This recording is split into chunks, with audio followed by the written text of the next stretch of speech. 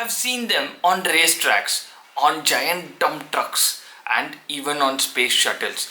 They are one of the largest tire companies in the world, driven by their mascot Bibendin. Yes, we are talking about the Michelin. But what if I say this Michelin tire company is responsible for the Oscars of the culinary world? The most coveted and prestigious award a restaurant can get, the Michelin Star. Join me in this journey as we trace how this Michelin company went from rubber and roads to rating gourmet restaurants, and how a guidebook which is almost obsolete now, the accolades from which is needed by every restaurant in this world. Hi guys, welcome to my YouTube channel Everything with Dr. James. Today we are going to be dealing with the Michelin Star.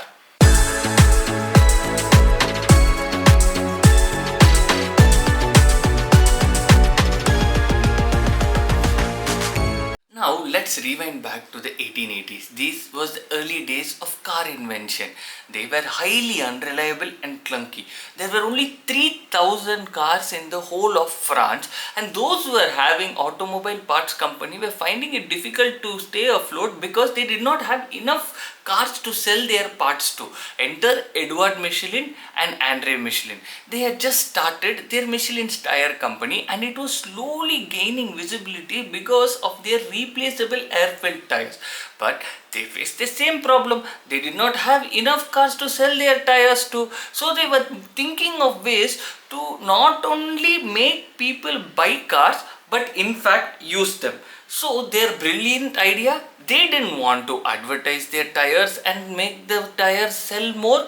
They started advertising the very fact of motoring itself. So they created a guidebook for motorists. Previously there was a guidebook called Murray Handbook already present for motorists. But what was unique about this Michelin Handbook is that this contained the map of the entire France, mapping all the roads in France. In addition, it had the places where they can get their cars repaired. It also had, most importantly, the information location of the restaurants which are present in different parts as they take their car and go, and where people can stay. In 1900, the first Michelin Handbook was released. They made 35,000 copies and they gave it to everyone for free. It became an instant hit. In 1904, the same Michelin Handbook was released for Belgium. In 1907, it was for Algeria and Tunisia, and by 1908, Switzerland and Netherlands had their own Michelin Handbook. This book contained all the information regarding the maps, the restaurants which are available if anybody takes a car and rides around the country, the mechanic shop available, the tire repair shop, the petrol bunks, and most importantly, the places where people can sleep. Michelin brothers noted that not only the location of these tire repair shops and petrol pumps were getting popular, the restaurant suggestions were also getting equally popular. So people were not just looking for petrol when they were traveling, they were looking for good food.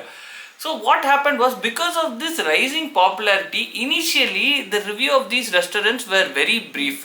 Knowing the demand for these restaurant reviews, Michelin brothers did something very revolutionary. They hired a dedicated group of people. These individuals will travel to different parts of the country and go to these restaurants as regular customers. They will dine there, pay the bill, and come back and write a review. For years, this Michelin Handbook continued to grow in popularity. In 1926, they compiled all these anonymous reviews from various people regarding the food restaurants present all over France, and they gave a rating to it which was called as the Michelin Star rating system.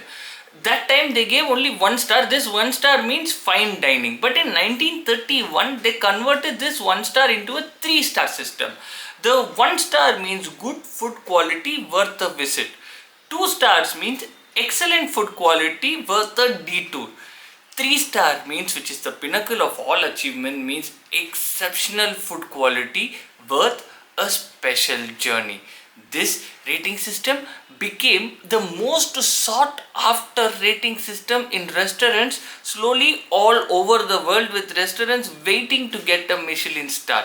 But what makes this rating system from a handbook which is more than a century old and it is obsolete now in today's world more relevant is what we need to discuss. Several factors contribute to this Michelin Guide's unparalleled reputation. The first one is the incredible longevity and consistency in which they have been posting. This Michelin handbook has seen 2 world wars, one recession, and it has a history of more than 130 years. Year after year, consistently they have been posting, which has added to the reliability of this Michelin handbook. The second thing is the financial independence. The first 20 years, this Michelin handbook was given out only free of cost, and they were largely unprofitable for a major portion of the initial few decades.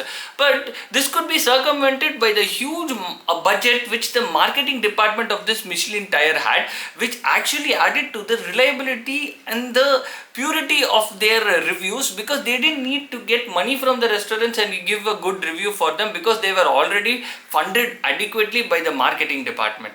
The third thing is these were one of the first conglomerates to actually personally hire people and pay them to go and eat in restaurants and review them.